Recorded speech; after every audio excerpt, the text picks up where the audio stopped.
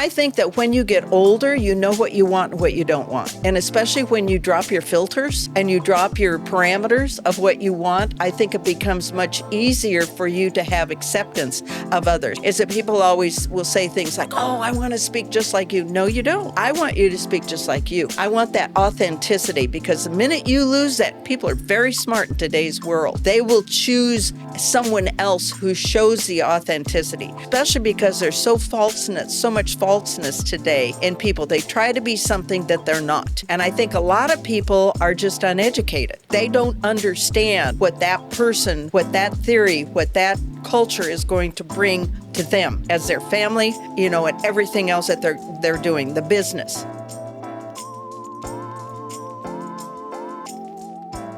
Welcome back to this episode of Behind the Success. Today we are joined by fellow redhead, Marsha Petrie Sue.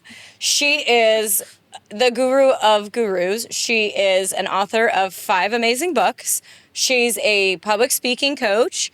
She is with the Game and Fish, and she just got a new title that she's going to share with us. And then she's going to tell us a little bit about her backstory. Great. Thank you so much for inviting me here. I'm always thrilled to be with you guys. You're just amazing. And the business that you have built is a story in itself. So thank you for asking for mine. Appreciate Absolutely. it. Okay, so you are the chair to the commission of the Arizona Game and Fish right now. That is correct. In this present day moment. That is correct. Before you became Miss Outdoorsy Woodsy Goodsy, you were just a California beach babe living in Orange County, LA County. And now here you are going on fishing trips, hunting trips, living that regenerative, great, healthy lifestyle. How did we get there? Well, let's see. It's a long time ago. Born and raised, as you said, in Southern California, and actually Palos Verdes. Wound up in Corona del Mar. Yes, I'm a beach babe. And I've been transferred. I was the executive vice president for Westinghouse Financial Services. And at that time, everybody thought I would never, ever, ever leave Southern California. I did have a practice husband for 11 years, and then I got a divorce and was on my own and was transferred from the beach to Atlanta, Georgia. Woo. Yeah, a big cultural change. I remember talking to someone, I'm thinking, okay, you can finish a sentence. You can get through it. Let's roll. Let's roll them. And I figured out it was me, not them.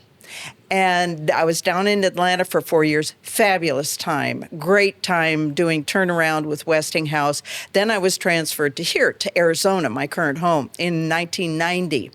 I had some focus and some goals, which I've been very goal-driven my entire life. And I knew that by my 46th birthday, that would have been 1992, I wanted to be married. I'm a very social person, and I really enjoy entertaining, but I wanted a partner. And so I called one of my girlfriends in California, and I said, well, I think I want to remarry.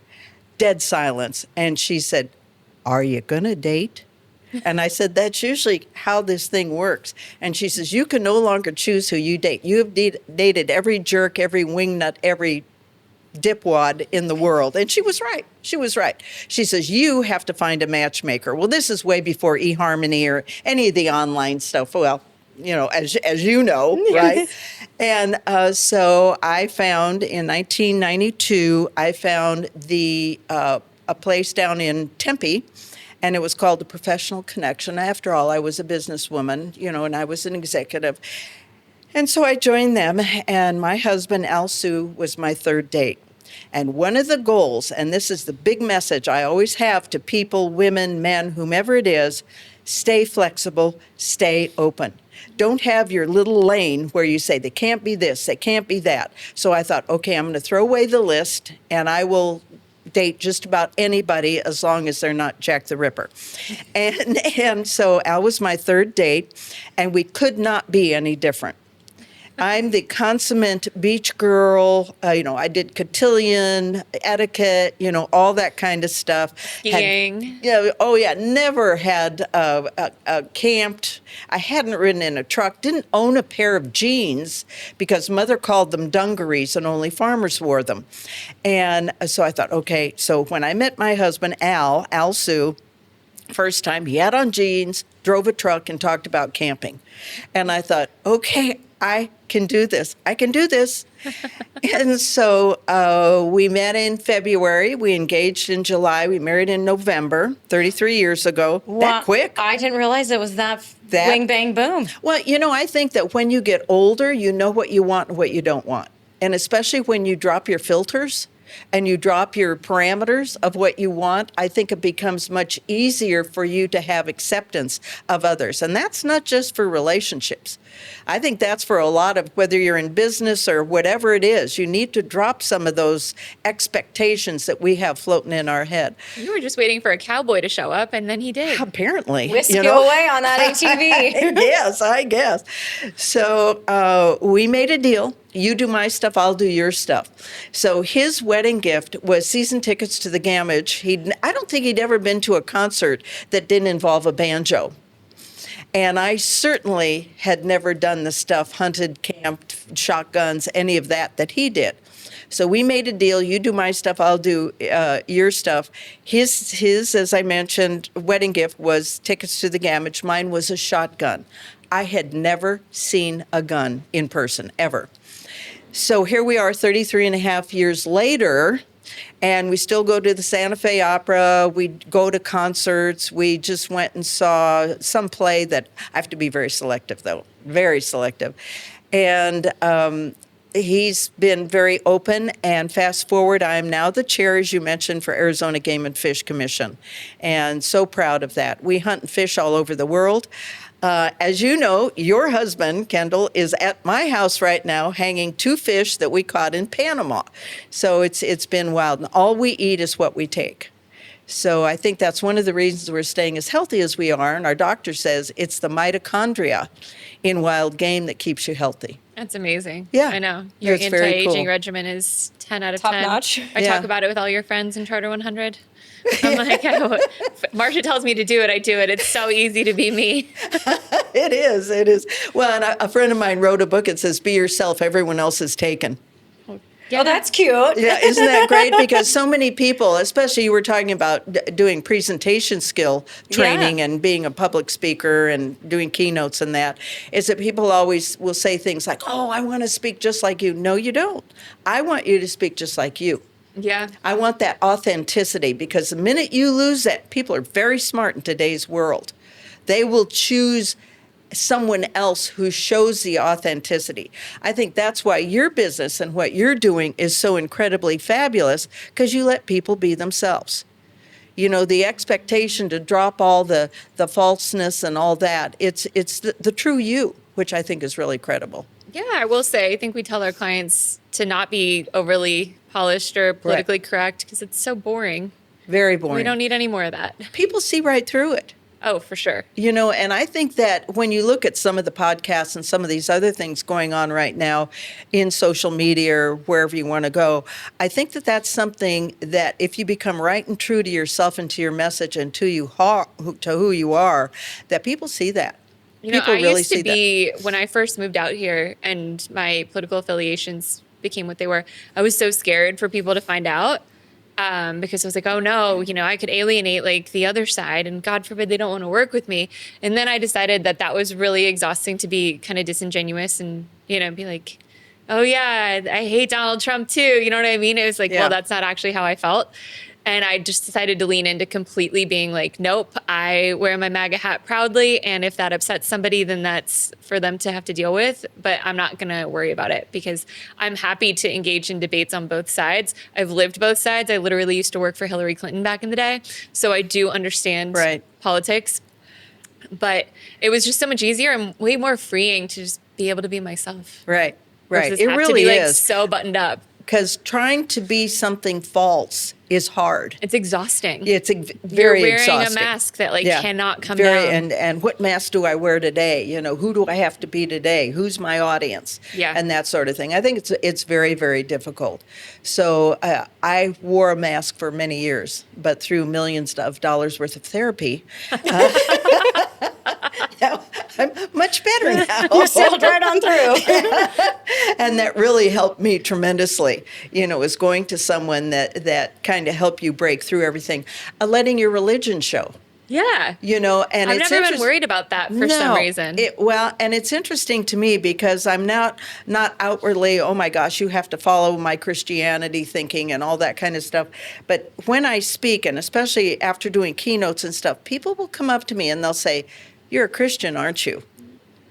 And I'll say, "Yes, I am." They said, "We can tell. We can just tell." And I don't use Bible verses or anything, but I've had that happen so many times I can't even tell you. Is it the way that you're delivering your speech or like your cadence, or is it like the passion you have behind what you're speaking about? I think it's the whole package. Okay. I think it's all three of those, Kendall.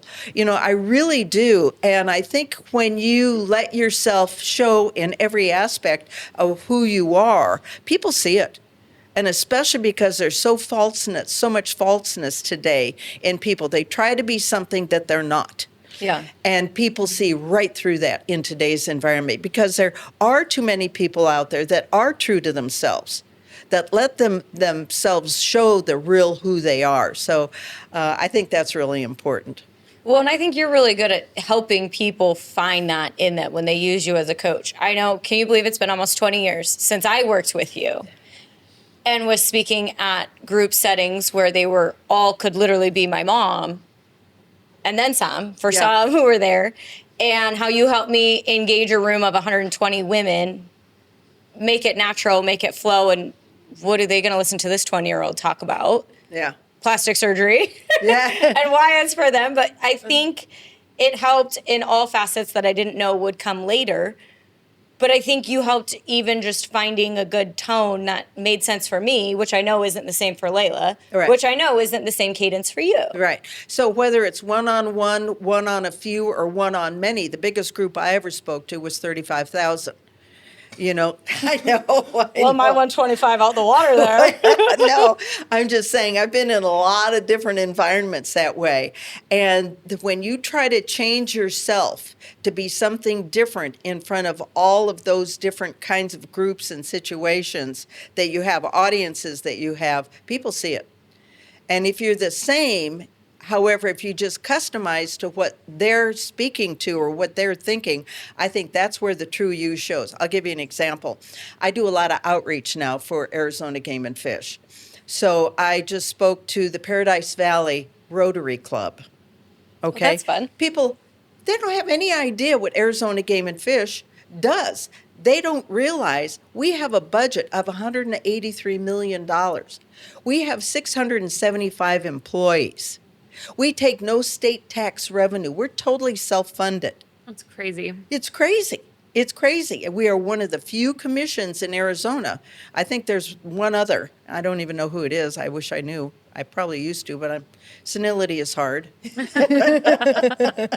And I love changing the message from the Rotary Club. Now, next week or in 2 weeks, I'll be speaking to the Scottsdale Ranch Women's Association. It's going to be a different group. Totally.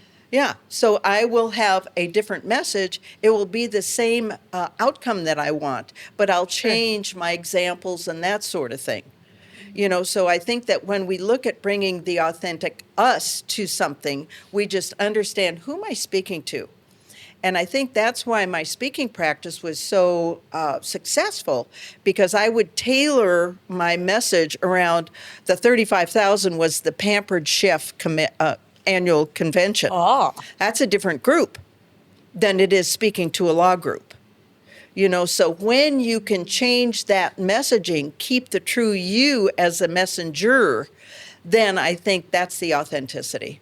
Yeah, we just spoke in Miami a week or two ago to a group of private practice owners in occupational speech and I forget what other type of therapy. Pediatric care. Pediatric therapies. We don't know anything about private practice owners or what they have to do on a day-to-day basis, but we were able to tailor our message so that it would be relevant to them. Right. Even though we don't understand their daily in and out. Yeah, how they're running and their the minute operation. you make that connection, your message will be accepted by them. And whether it's an ask or just sharing knowledge or whatever it might be, I think that's what the ultimate goal is. What do you want them to do, think, or feel? And I think you've heard me say that Yes. many times. What do you want them to do, think, or feel? Now, right now, because we're getting into election, is that I coach women that are running for any office. I've got someone running for school board in Scottsdale. I've got a couple other people, women that are running for office. Now, I personally will never run for office ever in my life. I just don't want to drag my family through that Yeah. because it's a lot. And there's a lot of naysayers out there. There's a lot of people that have been put on this earth to suck the life out of you. Well, you wrote a whole book about that. I did. Yeah. Talk Toxic to us. people. And tell us a couple of the tenets of that book, because I read it now 6 years ago, so Yeah. I'm a little rusty. Yeah. Toxic people is where it's decontaminate difficult people without weapons or duct tape. But I still think that's an option. Duct tape's always an option. Yeah. So it talks about the know-it-all. How do I approach them? You know, what do I do different than someone that's a tight lip? Someone that you really know is on your team, but you need their information, but they think their information is power. So they're going to hold that back. Where the know-it-all is going to let you know everything they know, even though it may not be correct, right? So how do I focus and how do I manage those kinds of conversations when those people are showing their more difficult side? You know, when you look at the, oh gosh, there's so many in there. I have 6 different ones. But when you look at those different people is to understand I'm not going to be the same me in front of all those people. I'm going to have a plethora of tools that I can reach in and use. So for an example, you know, one of my favorites, I've told you too, is that when people are being not nice, and they're saying things that are pretty difficult for us to intake, is to say, well, interesting perspective. You may be right. Help me understand why you're saying that. Put the onus back on them. Make them think about what they're saying. Or to say something like, so what you're telling me and what I'm hearing you say, and let me see if I got your words right, and you repeat what they say. And a lot of times what they'll do is say, no, that's not what I said. It's not what I meant. Okay, so clarify for me. You know, instruct me, educate me, tell me what the difference is. So instead of getting defensive and saying, well, you're wrong. Well, this is dumb. We're having a bad conversation. No, because now you've given them the upper hand. And I don't want to do that. I'm a control freak anyway. I mean, that's pretty I feel like obvious. that's like a good marriage fight tactic right there. I need to put that one in my back pocket. Okay, so here's the. Okay. So be careful with that one, though. Be careful Here with comes that. the power Okay. lesson. So you may be right. Help me understand. Yeah. Okay, you call that fogging because you're Okay. diffusing the situation. I use that so much on my husband Al that he would say something and he said, "Don't say." You know, you may be right. So I changed it. Okay. So I just say something like that. Wow, interesting person. I hadn't thought of it that way. What are you thinking about on that? It's the same thing. I'm Okay. throwing the ball back in his court, but So we I just have to have a couple ways to say the exact same Bingo. thing. Yep. Okay. So that they can talk themselves into a circle and then you're like, okay. yeah. Wow, I hadn't thought about it that way. Interesting. I'm glad you're bringing that up. Give me more education behind that.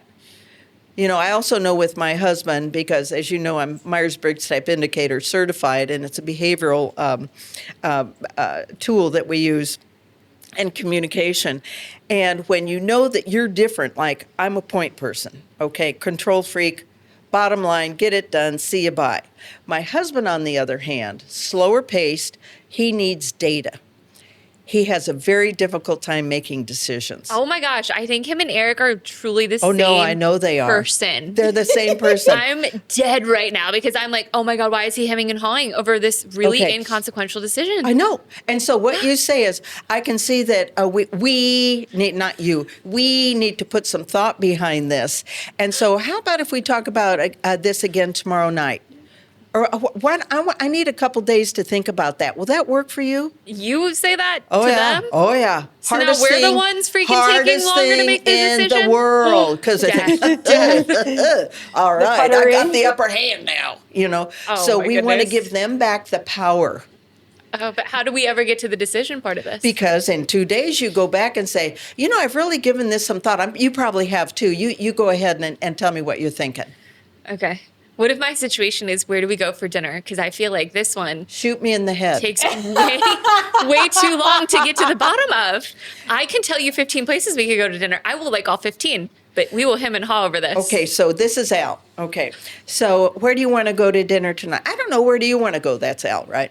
And I'll say, well, I was thinking about sushi. Well, I was kind of thinking about, In-N-Out Burger. In-N-Out Burger's good, but whatever you want to do, sushi, In-N-Out Burger, no, let's go have sushi. So he has now come back to my decision, even though I've given him the choices. The smartest entrepreneurs don't just create businesses, they create content that scales them. At PS Studios, we work with high-level entrepreneurs and creators across the country. Some fly in every month to shoot with us in sunny Scottsdale. Others send us their raw footage and we turn it into scroll-stopping, authority-building content. From filming to editing to distribution, we handle it all. Done for you. Turnkey content that grows your audience, elevates your brand, and keeps you top of mind. Leaders don't wait, they create. Schedule your call today.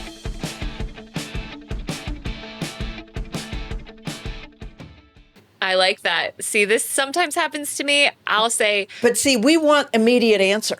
You and I want immediate answer. Okay, where do you want to go now? I want to know. Yeah. Tell me now. Can't do it. because I'll be like, I'm good with getting a salad or going to sushi. And he'll be like, well, I was actually really thinking burgers. And I'm like, burgers are great. Let's just do that. And then he's like, okay, well, I mean, maybe a salad. And then we're stuck between the burger and the salad. And I'm like, oh my gosh, just make a decision. I will eat anything at this point. I will say at that time, if I was in that situation, yes, all day long, and I hope this works for you, I've been craving a salad. I mean, I really, really, but if you want to have burgers, I'm good with that. But man, I'd love to have a salad. Okay. So I will make him feel guilty for me not getting my wish and my command of wanting that salad. Okay.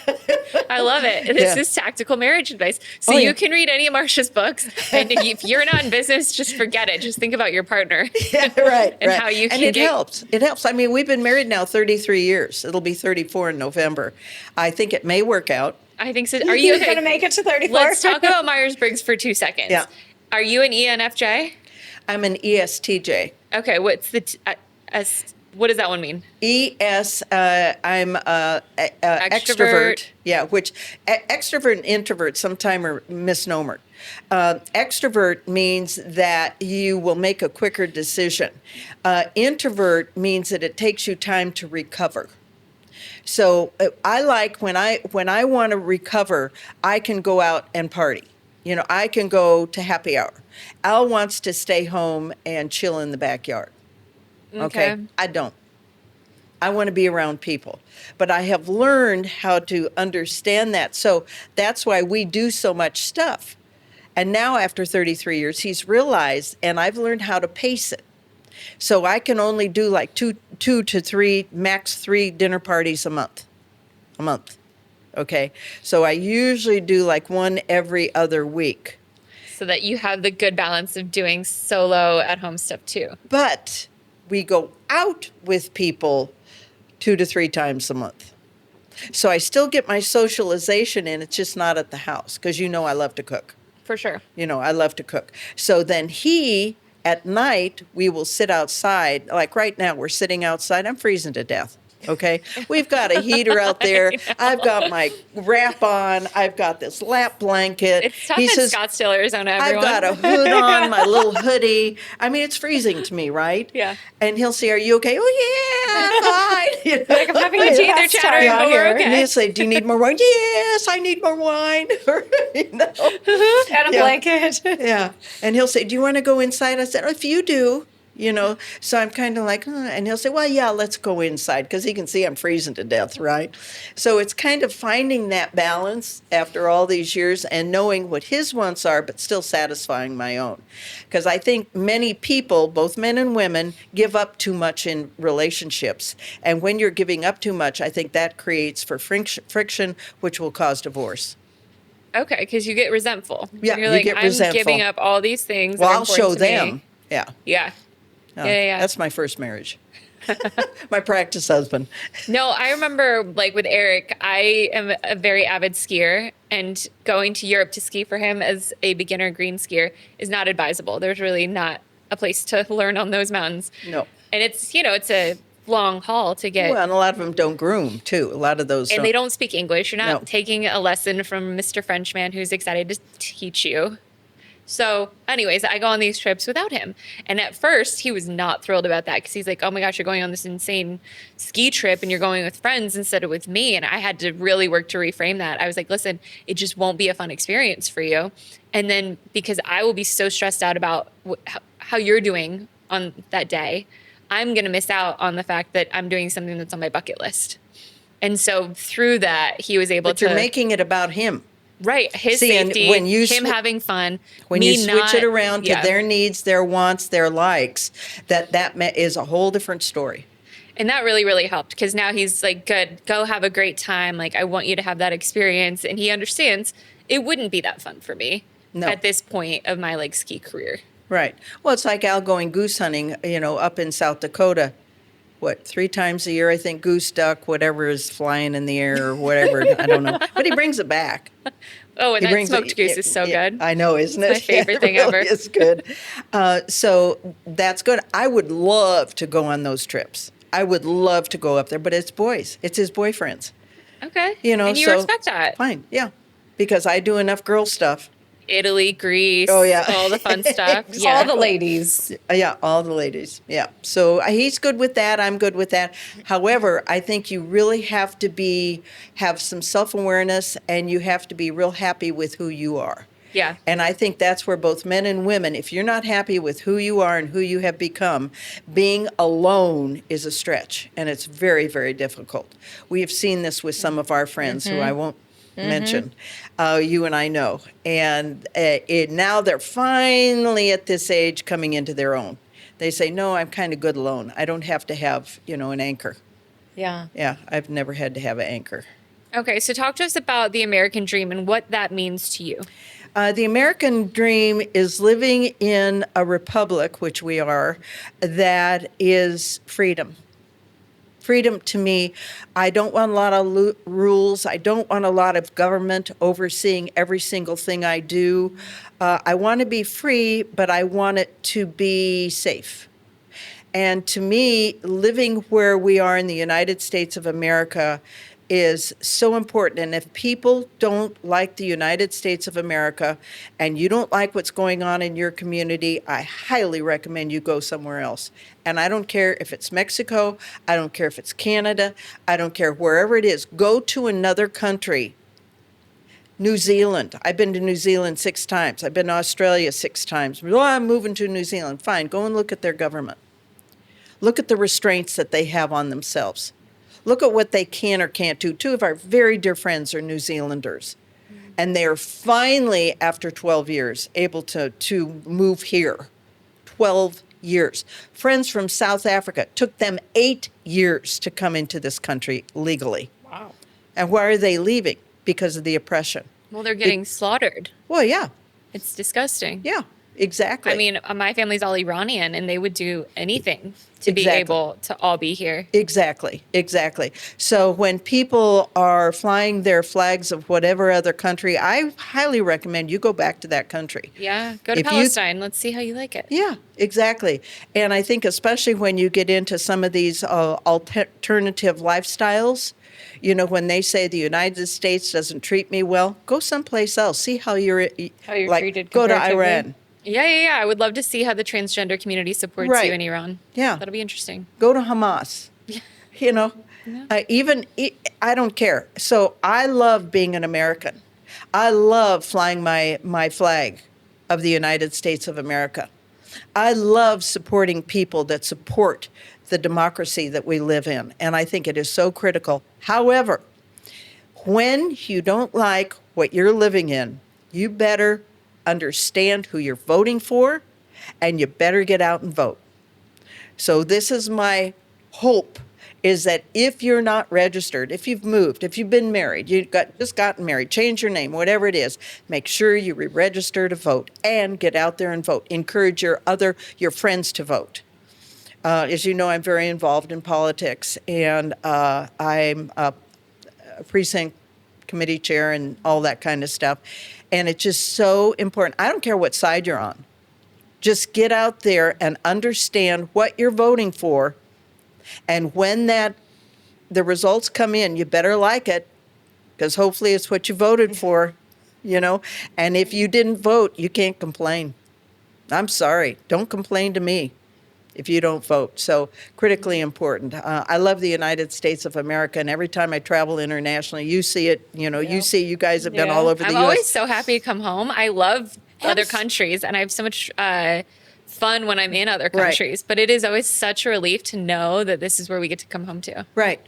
And especially when you're going through the reentry process to see what some countries demand of us. I mean, and when I hate to get in too much to politics, but I am just so grateful for our current administration and being able to right a lot of the wrongs that I view that have happened in the past. So I'm very pleased about that. I think we are all completely in agreement on that. Yeah, yeah. All right. So another big tenet of our show is capitalism, and Yes. I feel like you are a capitalist queen. So, Yeah. what are some things that you think people get wrong about capitalism, and how can we, for the next generation, really start to change the narrative? Because as you've seen what happened in New York City, they're going down fast Real fast. by choice. By choice. By vote. Back to my point. You know, if you vote for it, that's what you're going to get. You better know what you're going to get before you vote. And I think a lot of people are just uneducated. They don't understand what that person, what that theory, what that culture is going to bring to them as their family, you know, and everything else that they're doing, the business. When you look at socialism, when you look at communism, you better understand that free means someone else is paying for it. If you get stuff free, someone else is paying for it. I was in business, you know, large corporate business for many years, and then I became an entrepreneur in 1992. When I married my husband, I was home. He says, "Hey, you know, financially you're where you want to be, and you know we're great where we are, and why don't you just retire?" So I retired, and I was home for a couple of weeks. He says, "Honey, I love you truly. Get a job. You're driving me nuts."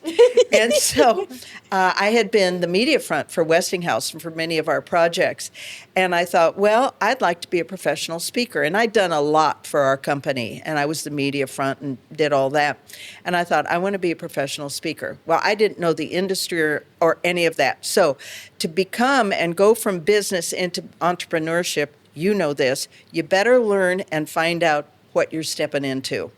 So I went to work for a seminar company because I didn't know the industry. I knew how to get out there and speak, but I didn't know that backroom stuff. And there's a lot.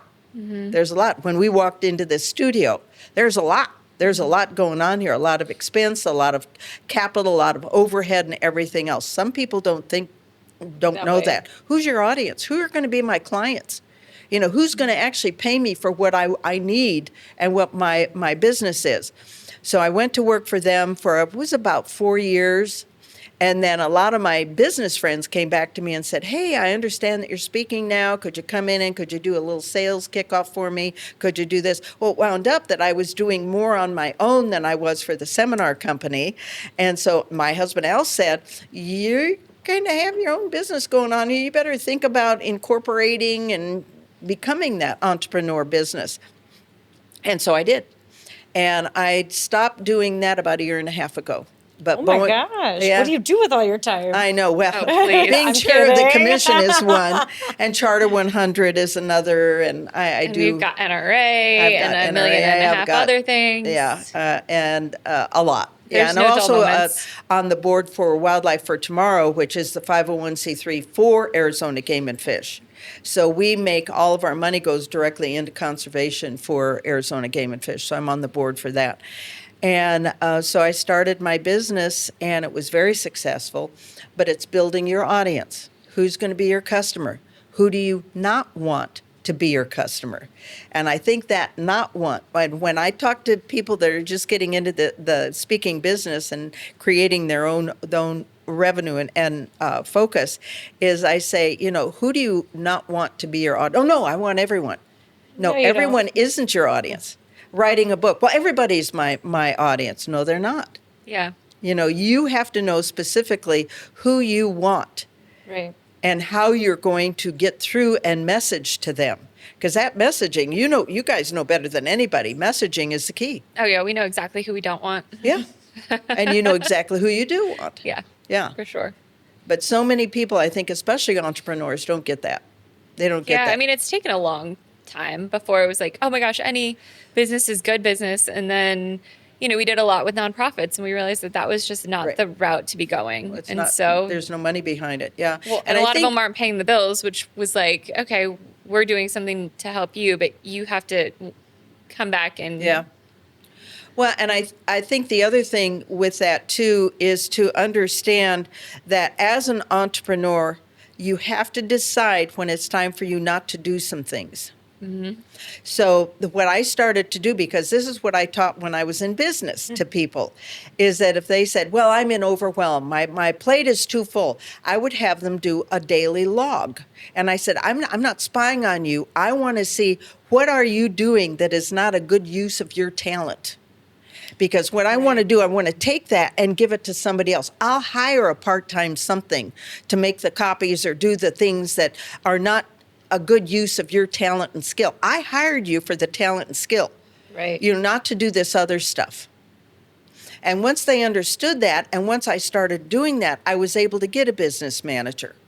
I was able to hire Jan, who I still work with, after, we figured it out the other day, 18 years. it's amazing. Yeah, that does some of my social media. I can post on Facebook. That's it. That's all. That's all I can do. I can't do anything else. But you have to realize what you're good at. Where's the value to you, and what can you take and chunk it away and give it to somebody else? Right. Well, The and that's power how of business delegation. grows it. Yeah. Right? It doesn't grow just being one person who can No. do a little bit of everything. No. And so many entrepreneurs think they can. And Yeah. that's where they're spending their time, spinning their wheels on stuff that is not the right focus. No, you got to be able to delegate. Yeah. And like assign things out. But think about an entrepreneur. You want to do it all yourself because you're good at it. And you've done it in the past. So I'm just going to keep doing it. Yeah, well. Yeah, my dad always told me when I first got started, he said, if you think that you do it the best and that you're the only one who can do it, you will never, ever grow. That's right. And I am like the first to tell you, I'm really bad at a lot of things, but I'm really good at finding the right people who are good at those things. There you go. So, Yeah, I have people. yeah, I have 100%. people. Yeah. So, Yeah, it's wonderful. It's great. Did I answer that question? yeah, 100%. Okay, cool. What else you want to talk about? Well, I was going to ask her what freedom meant, We but already you've got already it. done that too. How can people find you if they just want to follow you, they want to 'cause follow they can't you? work they with want, you anymore. Yeah, they Those can't days work are with you. gone. But they can find your Well, book. my website is still up, thanks to you guys, because you did Yay. my website. MarshaPetrieSue.com, MarshaPetrieSue.com. I married a boy named Sue. My maiden name is Petrie. My first name is Marsha. So it's Marsha Petrie Sue. And it will be in the description box for this episode, so you can watch the epic videos that we shot of Marsha for her website. Yeah, that was very cool. That was great. I still get a lot of compliments on that. I love it. And that's actually right when I began to transition. That was right before you did Game and Fish. Yeah. Yeah, it's before I was on the commission. Yeah, it was funny because I had friends that came to me and they said, have you ever thought about being on the commission? And I'd watched the commission meetings for years, and because we've been into the outdoors and Yeah. a lot of volunteer work and conservation work for probably the last 20, 25 years in Arizona. And I said no, and they said, well, we think you'd be a good candidate. So here we are. And I I'm love chair of the And are you Fish loving it? Commission. Love every minute. And every day is different. I never know if it's going to be about hound hunting, if it's going to be about crossbows, it's going to be about the water level at Lake Powell, if it's going to be about the salamanders down south, the New Mexico jumping mouse. I mean, I never know from day to day what it's going to be. I feel like my biggest takeaway from you is that you can have so many amazing chapters in the book of your life, and they can all be so freaking different. And if you're somebody who's looking at yourself or you're listening to this episode and you're like, God, my life is so mundane, you're just one choice away from changing that. Okay, if anyone has a mundane life or the minute that they feel bored, go on to Arizona Game and Fish website, type in volunteer, and we have a plethora of things that people can do. And it tells you how hard is it, how many hours is it going to take, where is it, and all of this information. It's like a dream for me. Yeah. I mean, it's great. All the Think about details. what you could do with the kids. I mean, it's so, and it's fun. there's a lot of cool things that we do. It also has a lot of the things for kids. Like we have a free fishing day coming up, and when the kids go out to these fishing days, we usually give them a free fishing license for the year. Oh, Yeah. cute. Yeah, it's really neat. So we do some really, really cool things. I love it. Thank Yeah. you so much for joining us, Marsha, and imparting all of your wisdom on our audience. We appreciate you. Well, thank you guys. I love following you and knowing all the wonderful things that you two are doing. And congratulations on a very, very successful business. Thank you.